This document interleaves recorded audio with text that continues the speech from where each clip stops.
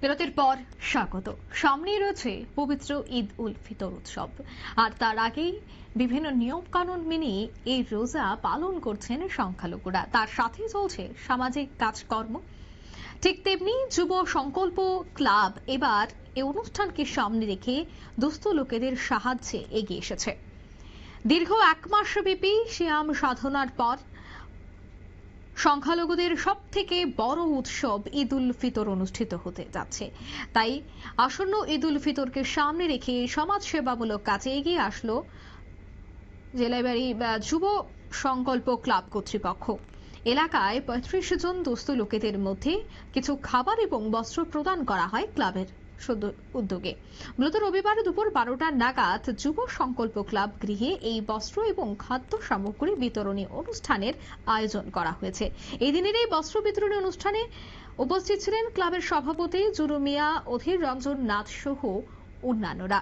প্রত্যেকেই কিন্তু এগিয়ে এলেন এই সামাজিক কাজে। ধর্মনগরের কদমতলা স্থিত জালাইবাড়ি যুব সংকল্প ক্লাবের উদ্যোগেই এই বিশেষ ব্যবস্থাপনা।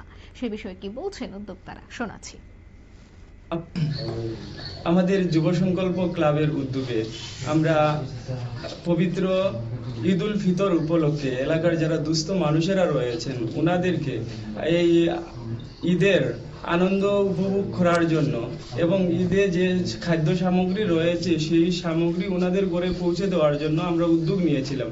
আমরা আমাদের এলাকার মোট 35 জন যারা দুস্থ মানুষেরা রয়েছেন ওনাদেরকে আমরা খাদ্য সামগ্রী এবং বস্ত্র বিতরণ করছি, যাতে আমাদের পরিবারের সঙ্গে সঙ্গে এবং উনাদের পরিবারেও যাতে ঈদের সেই আনন্দটা পৌঁছে যায়।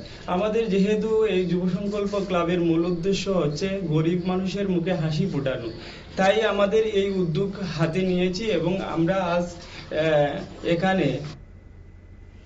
আপনারা শুনলেন তাদের বক্তব্য। গরিব দুস্থদের মুখে হাসি ফোটাতেই এই সামাজিক উদ্যোগ তারা হাতে নিয়েছে। আগামী দিনেও তারা সামাজিক উদ্যোগ হাতে নেবে এমনটাই কিন্তু জানাচ্ছেন। নিয়ে নিচে ছোট্ট একটি বিজ্ঞাপন বিরতি, সঙ্গে থাকুন।